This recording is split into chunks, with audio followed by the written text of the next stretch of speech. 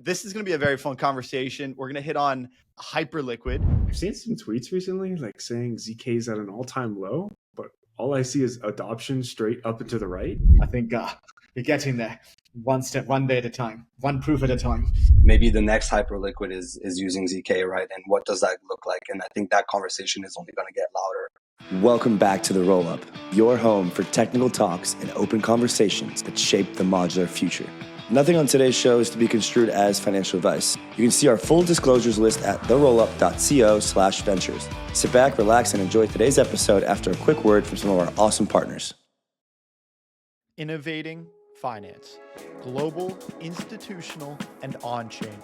Deep liquidity to drive capital efficiency.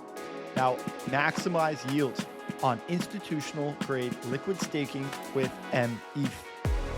Unlock $1 trillion of capital via Bitcoin. All of this secured by Mantle's treasury of billions in stables and ETH capital pools. This entire ecosystem is coordinated by a vast network of seasoned VCs that are aiming to create the next generation of banking and financial technology. This is Mantle. Yeah, GM, welcome back to the Rollup. Today, we have the special privilege of hosting our friend Jake from Risk Zero. He's been a special guest as of recently. We've also got the head dishwasher co-founder, Thibault from Hibachi, and we've got Varun from Hashflow. This is going to be a very fun conversation. We're going to hit on Hyperliquid, and we're also going to be talking about what Hyperliquid gets right and what it gets wrong, and how Hashflow is building some very, very cool ZK-enabled technology to basically build the ZK Hyperliquid. Guys, thank you so much for coming on. Why don't we start with some intros? Varun, maybe you could start. It's your first time on the show. Tell us a little bit about yourself and what got you into building. No, absolutely. Thank you, Robbie. And yes, so my background is essentially I'm a former aerospace engineer. Got into crypto in like late 2015, early 2016, right? And then over time, ended up co-founding Hashflow.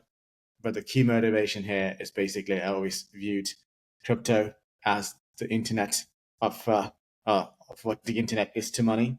And for this is the first time you can actually basically build truly decentralized money that cannot be manipulated or controlled by any single authority, right? So, and that to me was something I really resonated with, right? So, which is what got me into the space.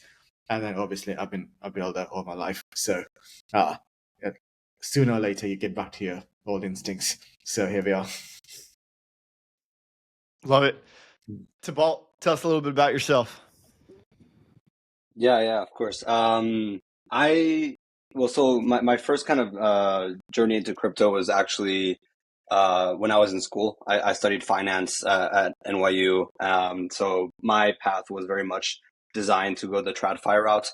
And I think I felt a lot of frustration seeing kind of all the inefficiencies that were being taught in school as just normal. Anything from like settlement and just the way that, transactions happen in traditional finance. It just didn't feel like that was a viable future. So I very quickly turned into looking elsewhere. And I think that's when blockchain tech and crypto was just kind of starting to show DeFi to the world. So I really made my first full dip into the industry during DeFi summer from like a marketplace point of view. First looking at NFT marketplaces, then spot marketplaces with Hashflow as well. And then now I've kind of graduated to look into perps. I feel like perps are very much an asset class of the future. And so I'm just, very excited to kind of be building towards this derivatives route because there's a lot of opportunity there. So yeah, still kind of kicking in the East Coast and super excited for this combo. Love it. I'm right there with you, man. Cool. And last but certainly not least, we've got Jake from Risk Zero. And Jake, I've been liking saying that ZK is one of the three fields in crypto that has found product market fit. We've got meme coin speculation, we've got stable coins, and we've got ZK. And it feels like ZK is one of the few applications here that has found product market fit. You guys are one of the leaders in the inventors of the RISC-V ZK VM, one of the leaders in the ZK space. Jake, welcome back. How you feeling today? Good, man. Good, man. And yeah, I mean, I've seen some tweets recently, like saying ZK is at an all-time low, but all I see is adoption straight up and to the right. So I think we have over 20 people dedicated to going into production with RISC-0 now. People in the ZK, landscape are really committing to this like RISC-V ZK VM architecture as we see more and more teams building one. And we see efforts like the Ethereum Foundation currently, spending tens of millions of dollars to formally verify a system. So very exciting times. Yeah, we had a great podcast with Alexander Hicks on formal verification and generally the implementation plan of ZK into the base layer. Guys, today we're going to be talking a little bit about the convergence of kind of all three of your backgrounds, except aerospace, Varun, sorry. But finance, DeFi, ZK, blockchain. This is all very, very cutting edge in the sense that, we have some of the most viral technologies that are coming out and they're capturing a lot of mind share and a lot of attention and a lot of market share. And then, we realize once we look a little bit deeper into the tech that, maybe there's not as many validators as we thought there was. Maybe this thing, has a little bit more of a surface area for attack than some may realize. And, that's very, very crucial to understand in order to put large sums of money into these protocols. And so people are calling you guys, Thibault and Varun, people are calling Hashflow the ZK Hyperliquid. Before we even get into like whether that's true or not or what that even means, maybe we could talk a little bit about Hyperliquid since, we're going to be going with this naming and ultimately what is kind of the problem space that arises when we build some of these, fast, quick, relatively affordable protocols. What is the trade-off? What is the sacrifice? And then ultimately, how have you guys squared this circle? Yes, I think just to define the problem, we can simply take a step back and see fundamentally before we had the DeFi and whatnot, you had crypto, obviously you had Bitcoin, Ethereum, and so on.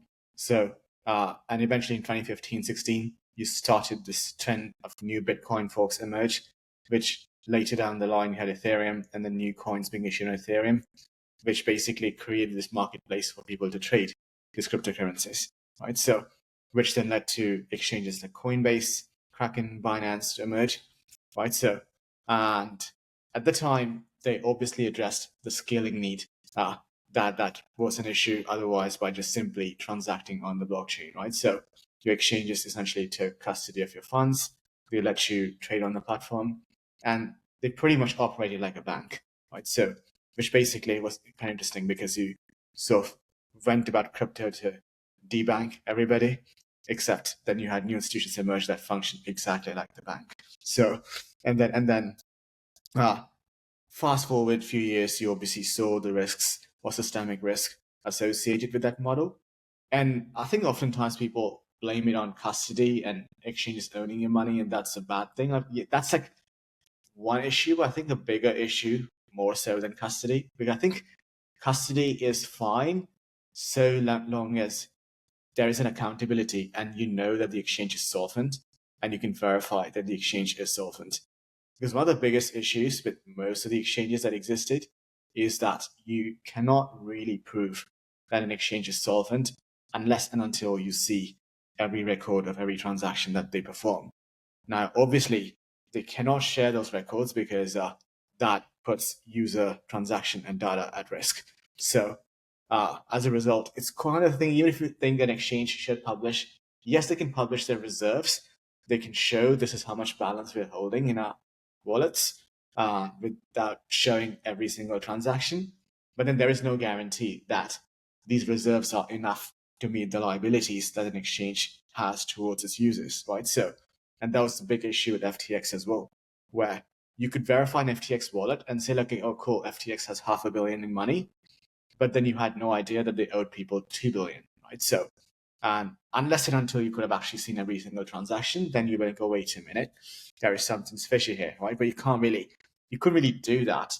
And which basically takes you to, it's not just the proof of reserves, you also need to prove that those reserves are sufficient to meet liabilities. So I like to use the term proof of solvency, which basically means anybody can verify that the exchange is solvent, right? So, and this can also broadly be applied to any institution that is responsible for managing money in general, right? You could go all the way to 2008 crisis and so on, where people who are managing lots of money for somebody else, in general, there should be a way to verify them. In the past, we used institutions like big McKinsey and whatnot to perform these audits and publish reports.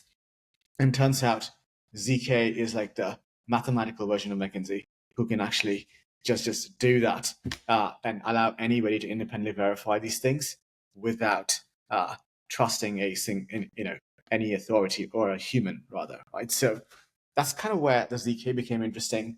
And obviously, one of the paradigms that we attempted to solve this exchange problem is to put everything on chain. Right? Like you know what? Let's just do every transaction on chain because that's the only way to attack or solve for custody. But then that brings another set of problem, is that you are now constrained to the L1 restrictions. Right? Like if your L1 scales, then great. If it doesn't, then you're basically bottlenecked by that. So you saw that with exchanges on Ethereum, then Serum, Solana is good. But at the same time now, if we narrow down on exchange-specific applications, especially when you need like high performance or high frequency trading or something where you're trading at like sub-millisecond latency and so on, that requires lots of performance, it's really hard to build that on an L1 because by the law of physics, you can't really build a decentralized system that is as performant as a centralized system, right? So there is some sacrifice you always end up making, right? So depending on the application, I think our philosophy here is that centralization, decentralization, these are all memes, right? So really at the end of the day, it comes down to what aspects of the system must be decentralized, or even better put, are the things that needed independent verification. Those are the things you should basically optimize for, apply ZK, all that. Everything else can remain centralized and optimized for user experience, right? So, and that's the philosophy we've been leaning into when we built Hashflow XOS, and then Hibachi is a product that is using XOS, right? And I think Hyperliquid, as you mentioned, what are they solving? So they've attacked the same problem that we talked about, but their approach has been more along the lines of building an L1 that actually puts the exchange on the L1, right? So now, obviously, at the moment, they have 3 or 4 nodes, so it's fast. But over time, it'll be interesting to see how they maintain that same performance as they end up scaling, adding more nodes and things like that. Does it actually affect the performance, or does it degrade it, and so on, right? So that's, I think, just a general framing, is that both Hyperliquid and Hibachi are trying to solve the same problem, in the sense that how do you make an exchange basically prove its solvency? Anyone can independently verify solvency, but the approach is slightly different, where we are essentially using ZK to address, to keep the performance on par with any centralized system, but then use ZK to be able to verify the exchange solvency without moving the centralized parts on chain, as Hyperliquid is basically building everything from scratch on chain, right? But then the trade-off here is obviously you might compromise some performance over time as you expand the number of nodes validating it, right? So, but time will tell. If they even do expand the number of nodes and add more decentralization, ultimately that is the trade-off. Is the performance is great, the speed, it's affordable, low fees. However, they're trading off decentralization, and you could argue that up to a certain point you're trading off security if you're trading off decentralization. And so, at what point does that become not worth the risk of security? Well, it would be great if you could have your cake and eat it too, and that's the goal with ZK, is that you can have just as much performance but also maintain the levels of security, so that every everything is cryptographically secured, and not just by 2 or 3 nodes. And so it is ZK at that point, like, the counter argument to this is probably that, ZK is still slow and expensive to generate proofs and to verify proofs. So how are we going to create a ZK-ified Hyperliquid that can run at the same pace with as low of fees, the same levels of performance, that has everything ZK proven? So Robbie, like I like one more thing on the Hyperliquid bit. So while we can argue that they may not decentralize the nodes, but at the same time, I think one of the things to keep in mind is that even if they don't decentralize the nodes, if people have full visibility into the chain and the transactions, then one could make a case that that is sufficient, because now you can audit what the exchange is doing. And if they do something malicious, you instantly know exactly what's going on, right? So obviously the counterpoint to that is that if the nodes who are in fact adding transactions on chain are the ones who have the power to manipulate the transactions, then a user can essentially also not know if the transaction that was entered on chain was correct or not, right? So in those cases, things become like, how can a user exit from the chain, which is something we addressed the ZK part. But those are things if Hyperliquid addresses without even adding extra nodes, that is still would be interesting to see. How do you make sure that these transactions were not manipulated by the nodes that run it, even if the node sample size is like small, right? So anyway, that is to say now, I think maybe Jacob, you want to take the other question? Or I can go into it. Yeah. When we think about like ZK right now, I think there's 3 things that come to mind with performance. It's throughput, latency, and cost. When I look at cost right now, I think we're there. A DEX swap is currently around like 1/100th of a cent. This rivals the fastest, cheapest chains. I think actually chains under load, this is currently cheaper than anything. And remember with ZK, we don't have like fluctuating gas cost. It's a flat cost for compute. So the more transactions you do, we scale linearly. It's not exponential like in most blockchain systems. For throughput, we're also there. With systems like, Ristio ZKVM from the very beginning, we understood that the way the internet scaled was horizontally, and that's the same way ZK is going to scale. So we can go as wide as possible to just keep up with a RISC-V executor, which theoretically is just as fast as you can go, right? Like we can't create faster RISC-V execution. Computer chip companies need to do that. The third thing is latency. Latency, I think, is still the one lagging behind. We think about this a lot, and we've designed Ristio to be like the fastest. I think we have the minimal latency in the market currently. But it's still going. We're hunting this whole idea of real-time proving right now for single things. But with something like Hibachi, and if you want to use XOS, what you can do is you can provide this pre-confirmation. And get this, central exchange latency, single round trip. That's as fast as you're going to get. The same sort of latency, you experience on Solana or one of the leading L2s right now. And it's still going to feel really good as a user. The drawback there is just going to be withdrawal time.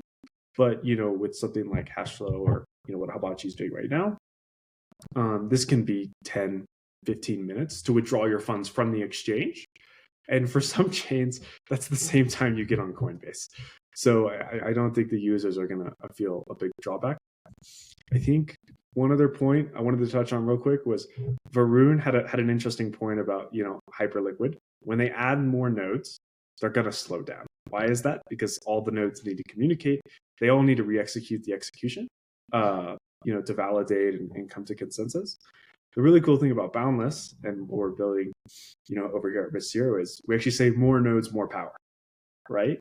If one person, adds 10 GPUs, that's 10 more GPUs that we get for verifiable execution.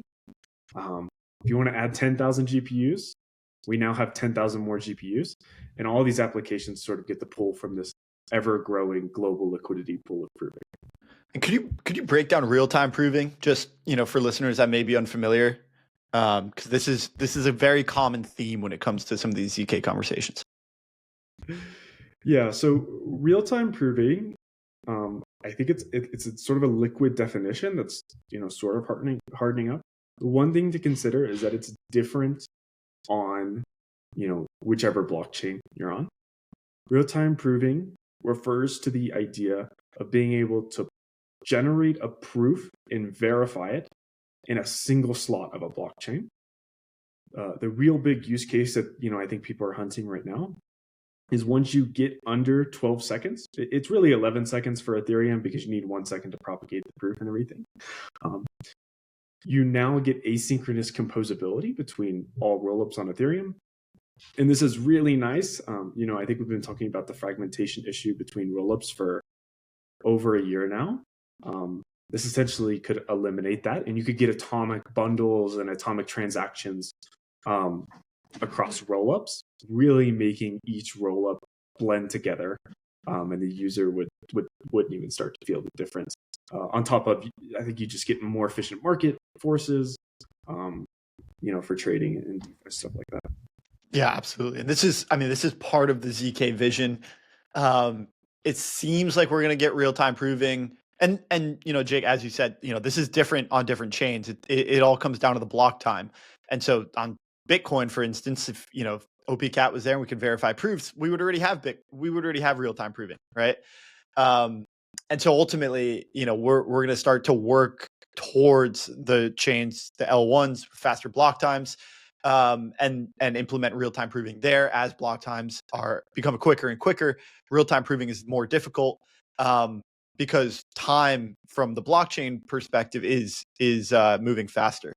Ultimately, this unlocks this entire bundle of atomic interop, as you said, where we can unlock basically these contract calls. I can go, for instance, if I have to execute a liquidation on Aave, I can go make that swap on Uniswap, bring it back, liquidate that capital. All of that can occur within the same block. So real-time proving is going to unlock a lot of these use cases. How soon do you think we'll get real-time proving?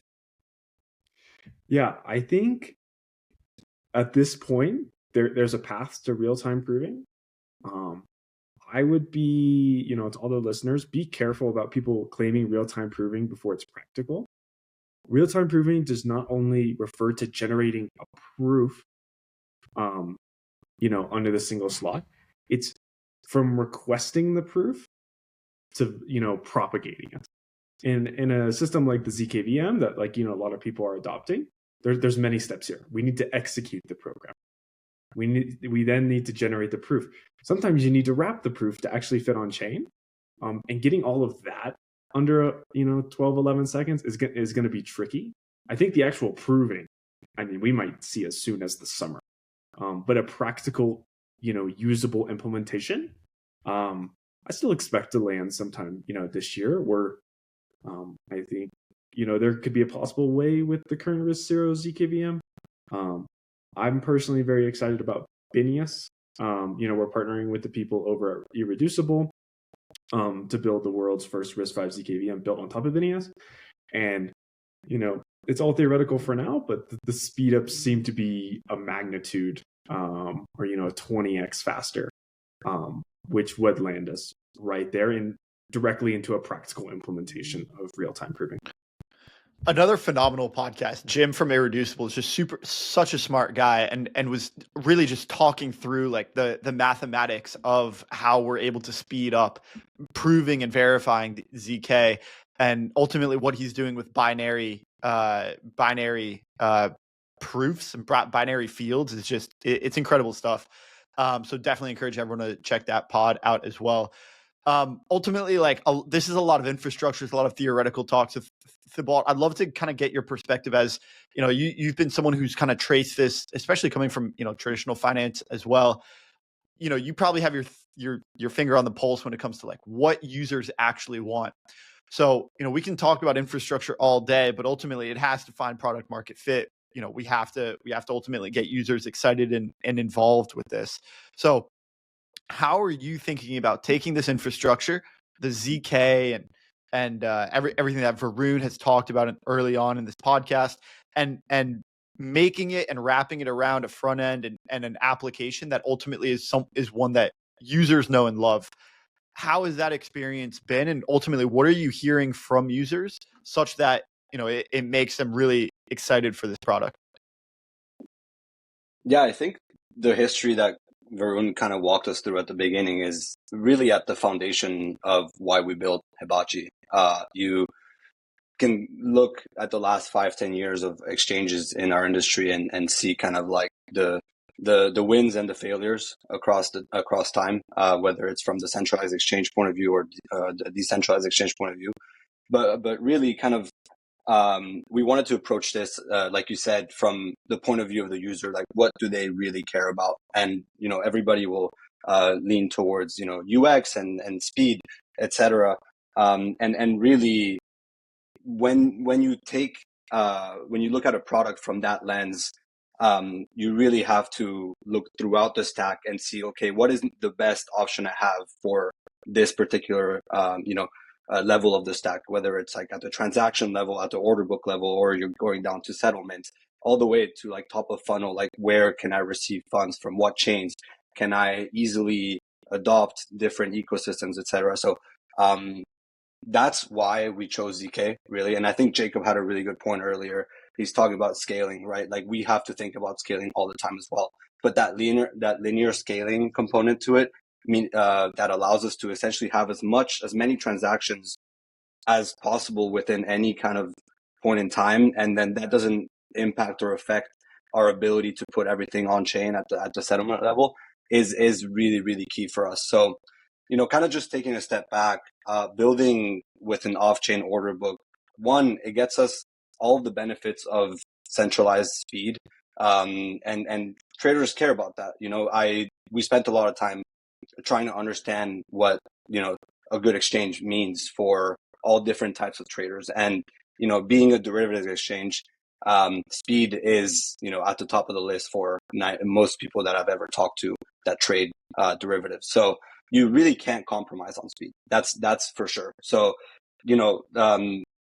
the second thing is obviously that proof of solvency component. Like you want to make sure your funds are safe.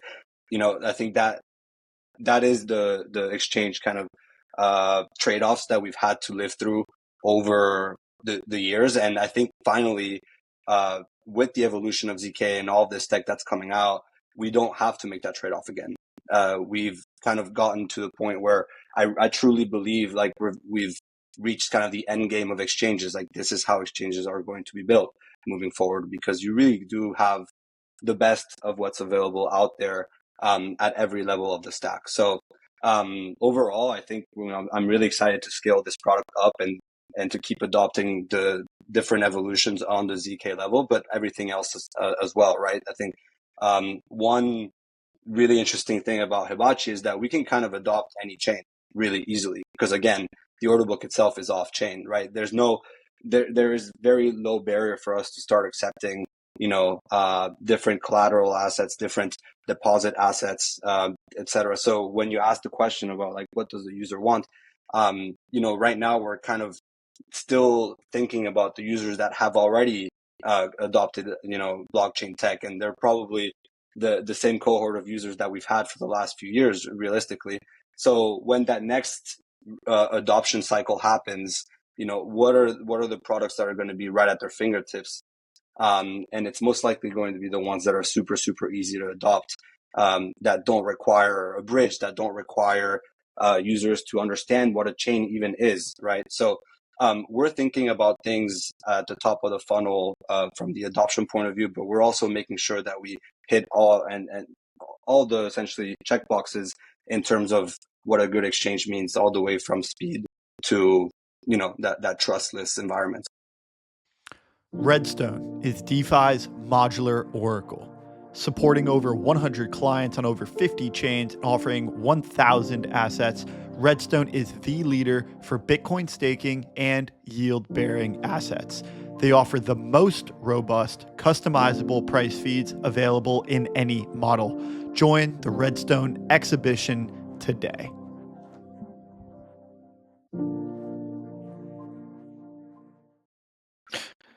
Absolutely. And ultimately from a chain abstraction point of view, like that narrative isn't dead. Like, we're still going to want this unified environment, this one where we can basically deposit any asset, to your point, and then we can go and we can swap that, we can trade that, and we can use that as collateral in this environment that allows us to have access to all of these new tokens, all of these new assets and products. And so as we kind of, abstract away more, and Jake, I want to get your perspective on kind of like moving from what I would call a chain-centric view to more of this ZK off-chain state view. But ultimately, as we move towards that, it'll open up all these new use cases and all these UX improvements, to your point, as long as we don't lose the decentralization and verifiability. I think this is a great, great thing because everything becomes kind of like out there and we can just connect it. We're no longer siloed based on, oh, you're on this chain, so you have access to these tokens, these assets, and these apps. No, everything is just kind of getting unpacked and put into the void, and then it's going to be up to ZK to connect this. Jacob, I think you can probably put this mental model together a lot more eloquently and kind of highlight what Thibault is talking about from the app perspective. Maybe you can talk about it more from the infrastructure and the mental model. Yeah. So you bunch of points to hit on here. One is, Robbie, you sort of mentioned like the verifiability. And traditionally, we think verifiability comes from decentralization because in these distributed systems, a small group of people could at times, impact liveness if you're in the validator side. And then in some systems, as little as 33%, you can start to impact safety. And with ZK, these restrictions really lift very nicely. One is with safety. As long as you assume a well-implemented proof system, there is no longer any safety assumption. You cannot verify the program if you run it incorrectly. It's the soundness property of ZK. The second thing is liveness. In ZK, you only need a single party to ensure that your protocol remains alive. It's exactly how we've built Boundless. Every step of the way of the proof life cycle, any party can come easily in and fulfill a step of the process. To Thibault and your point, Robbie, back in 2019, 2021, there was this whole idea of the fat protocol thesis, right? How do I get a vertically integrated stack to where I have all this value capture? We saw ecosystems like Ethereum and Solana, Avalanche, Polygon all pop up. This forced developers into a sort of juxtaposition of now I have to choose an ecosystem based on grants, arguably, how many users I have, the efficiency of these blockchains. That really all these blockchains are making a set of trade-offs when it comes to certain properties. Then we kind of fast forward to the last, I would say, 2 or 3 years, where you have the modular ecosystem. Let me build these hyper specialized pieces. A lot of the times they're app chains, Cosmos, things like Celestia, sequencers like Espresso. But then we've had a really hard problem sort of connecting them all together. And in general, it's just been a really hard problem because now you have all these hyper specialized pieces. These are critical, infrastructure pieces. Putting them all together is just hard. I think Boundless, the future we're thinking about, is what I'm sort of calling the universal protocol era. Let's lift all of your logic into a ZK environment. And to Thibault's point, we can start to settle on a lot of different places. Hibachi's doing this. Rasheen and the Twine team are doing this. And one use case we can point to right now that's sort of live is EigenLayer. So Boundless is helping power EigenLayer slashing, sort of like stake tables. And this is the core logic of the protocol. But now that we have this ZKP and all this logic is sort of in a ZK environment off chain, you can now use EigenLayer's restaking regardless of where you are, because we have this nice little proof that we can verify on any chain. And I think this is the way we're going to go. Developers no longer have to choose a chain. They just deploy to all of them. And this really helps people, access the most users, access the most liquidity. And this is exactly how we've, built Boundless from the beginning. Is not only, how do we give people, I think, ZK becomes the best verifiable execution environment in the next year, but how do we make sure it's super easy for them to deploy on any chain? So those people as an application start to get the best base properties from whatever settlement chain you want to do and make it as easy as possible. I love it. This mental model has really shifted my thinking too, because ultimately when we break out of this chain-centric view, we realize how petty some of the problems app builders were facing. The idea of what chain am I going to deploy on is no longer a question that we have to answer. You just deploy to all of them. I think that's a very, very powerful statement for builders. Varun, is this something that you've already realized? And, if so, how have you been able to kind of take some of these realizations and kind of add on top when you guys, ultimately were building XOS and Hibachi? So I think Jacob was spot on, right? So, yes, you can build applications on chain, but then every single time when we were doing even Hashflow RFQ at the beginning, like deploying to Ethereum, then we were okay, now we need to do Arbitrum, now we need to do Solana, now we need to keep adding these things. It was just, it was fragmenting the user experience significantly, but also I just don't think it was even easy to maintain as a backend, as an application to do all those things. And it was just getting messy, right? And I can only imagine the pain a user must go through when they have to go and they see 10 different variants of Ethereum on a single wallet. And then they're like, oh, wait, which one do I click, right? So I think the end result, the users, they want a seamless experience where they can just go buy and sell what they want to do without thinking about anything else. Like any backend complexity that exists today, that should not be a thing a user should be seeing. I think one of the reason why we even ended up in this spot is because we started becoming smart contract development, and then we started translating the smart contract into a front end, one-to-one. So your front ends start feeling a lot more technical because they're basically interpreting the smart contract quite literally, right? So where the design principle that we like to consider, we've been approaching this with is anytime there's any complexity that you see that is not something the user has been used to, figure a way to hide it. The end thing the user should see is only something that they are already familiar with, or if not, it's something they can relate to. But don't create or add any blockchain jargon. For example, we don't even talk about ZK in the front end when the user is using an exchange. They don't need to know about there's a ZK environment that is powering any of these things, right? So what we need to make sure is that we have a system in place that is going to protect the users. We can obviously talk about these in academic setting, right, where people actually understand the technology, they will scrutinize what's going on.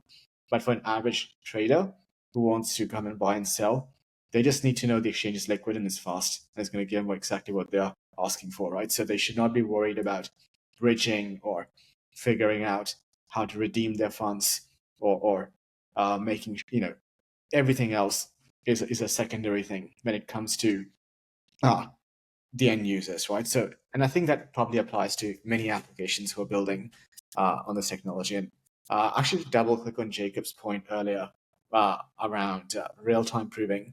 So, as an exchange, one of the interesting things is, the way we work in the backend is we are basically running a central limit order book where transactions happen. Then you batch these transactions, then you compute a zero-knowledge proof on these transactions, and then you submit that proof to respective chains for settlement, right? So now really the latency at which, 5 years ago when Stark was the only ZK thing in town, I think the prover times were nearly 8 hours, and you could argue, okay, that's a long time. And really what it impacts is how quickly can a user withdraw their funds from an exchange, right? But I think with the modern systems like ResZero, Succinct and so on, you can basically do these things in 10 minutes or less. With ResZero right now, we are able to generate proofs every 5 to 10 minutes. And that is a sufficient time for no user is going to keep withdrawing money every 5 minutes. That just doesn't happen. It's very, very rare, right? So in that case, but less than 10 minutes is already a time that is sufficient for anyone to build like reasonably good applications without worrying about that, right? So it actually is already there, right? 5 years ago, you've said ZK is like not there yet, but now I think it just makes it easy to build these things, right? So, which is where you're like, okay, fine, now we can just create these things and not worry about this chain tribalism that has existed in the past, right? So, yeah, I would push back or critique just a little bit and say that, absolutely right now we have ZK proofs at the scale and performance where we can withdraw safely, quickly, all of that. Because you're right, the mentality around withdrawing my funds from an exchange, I'm probably not going to be doing that every 10 minutes, right? And if I do, it's like, it's just a few of them and then I'm done. But if we do achieve real-time proving, then I think the terminology will start to shift, and it will no longer call it withdrawing. It'll just be like a asynchronous interoperability call between different contracts or between different applications. And so, I may find a better price over on this exchange. Maybe I'll go and I'll perform some kind of arbitrage where, nowadays I would have to call it a withdrawal and a deposit, make it, and then maybe deposit back. But in the case of real-time proving, withdraw is kind of exits from our vocabulary, and it just kind of like, I can just go execute that and actually keep my funds on the exchange. On the front end, that just looks like one button click. On the back end, it's a deposit, swap, arbitrage, and then deposit back. But all of that could be obfuscated away from the user if we had real-time proving at that scale. Yeah, for sure. And one more thing there, right? So we are still able to do it today, even with the current constraints. I think what we end up doing is we maintain a pool of funds. And if a user wants to move the funds elsewhere, we let them, we basically allow, them to move those funds right, from using the pool. Yeah.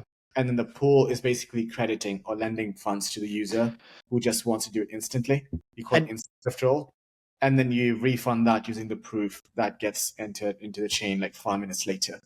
Right. So and you see that all over the space now with intent-based solvers and bridges that are holding inventory.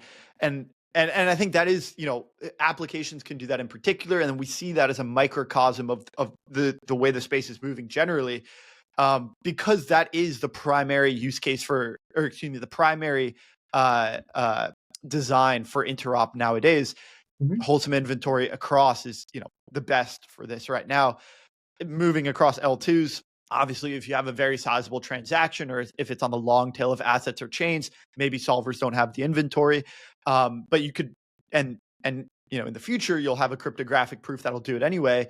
But in the case where, that's not available, you have intent-based solvers ready to fill those orders. And so absolutely, it is a great bridge while, we continue to accelerate the math and the ZK, for the next year or two. We'll see. Maybe intent-based solvers do live on beyond that for long tail, but ultimately it seems like this is a near-term solution that works pretty well. Ultimately, once we have better ZK, we will achieve cryptographic ZK interop for really the long tail and probably the most popular routes as well. For sure. What I was describing is there's a temporary band-aid that already works for 99% use cases. But once we get to real-time proving, then you don't even need that, right? So then you can just basically go straight into that. Jake, did you have something to add there? Yeah, I was going to say, I don't view the relationship between intents and ZK as binary. I actually see an opportunity currently, and I believe there's some teams working on this, to improve intent-based systems with ZK as well. A lot of intent-based systems sort of work on this optimistic approach. And you have, in the case of a cross, I think it's 1 hour, and some system it's different, of where a prover needs to fulfill an intent, not a prover, sorry, fulfiller. I don't remember the exact little term Freudian slip, solver filler. Solver filler. There's a few. There's a difference. I've seen the debates. It's fine. Where they need to provide the liquidity and then wait an hour, and they're subject to market volatility. An hour is a long time in crypto. And you can actually use ZK to start, bumping down that latency and that time they're subject to volatility in the market. that essentially, will be reflected in the user fee that is paid. So as we approach real-time proving, not only, we're still hunting that, and that's the holy grail, but we'll see ZK have an impact on these systems and reduce fees for users in the meanwhile. Yeah, absolutely. I'm stoked. I mean, I every once in a while, like, this space just surprises me, and I have a feeling ZK is going to do that here over the coming months. Love this conversation, and I'm really looking forward to using this product as well, because I think that we're just going to see more and more like this. So, yeah, guys, any closing thoughts before we wrap up? I would say go and we talk a lot about theory and infra. I would say go and try Hibachi, because, that's where you truly see ZK in action, or we kind of feel the magic of ZK on what it could do. Because we've talked about how it can scale things and everything is abstracted away. But then once you actually give it a shot, you realize, oh, wait a minute, you can actually reach like low millisecond latency, just pretty much navigate through anything. And you wouldn't even know that there is some, a lot of technology that went into it, and that's been taken, abstracted away from you. So give it a shot. And I think that's where I think we keep saying the future is provable. So I think we're getting there one day at a time, one proof at a time. So. Yeah, I would just add that the timing is is so great. Like you're saying, Robbie, I think there's just I think we're getting to this point now where people are starting to realize that ZK is actually, has the opportunity of kind of reshaping a lot of the things that we've been used to for years now. So I'm just personally, as my last thoughts, I'm very excited for what's to come still. I feel like it's still super early, and I also, feel like we're in a great position because we've been working on this tech for, longer than most people from like the point of view of an application. So we're super hungry to keep, bringing in like all the developments and real-time improving and all these things that we talked about over the last 45 minutes. I think it's just now that I'm starting to see people talk about this more and like realize, oh, like, wait, maybe the next Hyperliquid is using ZK, right? And what does that look like? And I think that conversation is only going to get louder. So yeah, thanks so much for the time, and I'm sure there's more to come.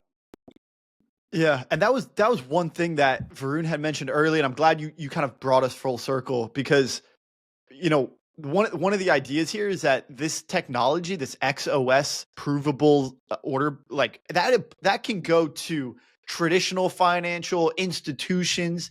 It can go to Web 2. Like, this is technology that makes essentially anything ZK-ified, and our traditional financial institutions can benefit from that just as much as relatively centralized exchanges, right? So Yeah, absolutely, even more. Yeah, absolutely. Yeah, like settlement in TradFi is a complete other thing, but it's even slower than what we're used to in on-chain, unfortunately. So yeah, I think that's a really, really good point. We got to keep saying, if you look at the evolution of technology, you had transistors, right, that changed the way we compute, and then you had the internet, then you had the cloud computing in the late 90s, and then iPhone again, that basically brought computing to your hands. Now I think the next evolution in this stack is provable computing, where you basically now have all the computing in your hands, but it also gives people the opportunity to verify or prove that those computations are correct, so you don't run into the systemic failures that you've had in the past.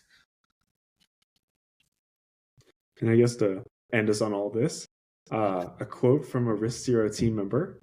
This person, like, he's been in like traditional, Web 2 companies, worked on a lot of crazy things, and he actually came out of retirement to work at Risk Zero. And his quote my first week at the company that I love is, "Not every decade you get to work on a cryptographic primitive that changes the world." And I truly believe that, we've been chatting about ZK since 2016.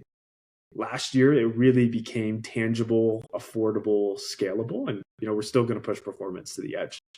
But this year is the year ZK finally becomes tangible. people get to experience. And traditionally, when you finally make it tangible, when you make that product that, really opens people's eyes, like a Hibachi, like things people are doing with zk-TLS, like things people are going to do with traditional Web2 applications, and just use a blockchain for that great settlement disintermediation value that it provides. The hockey stick adoption is upon us. I see the internal numbers. We are well on our way to have one hell of a year.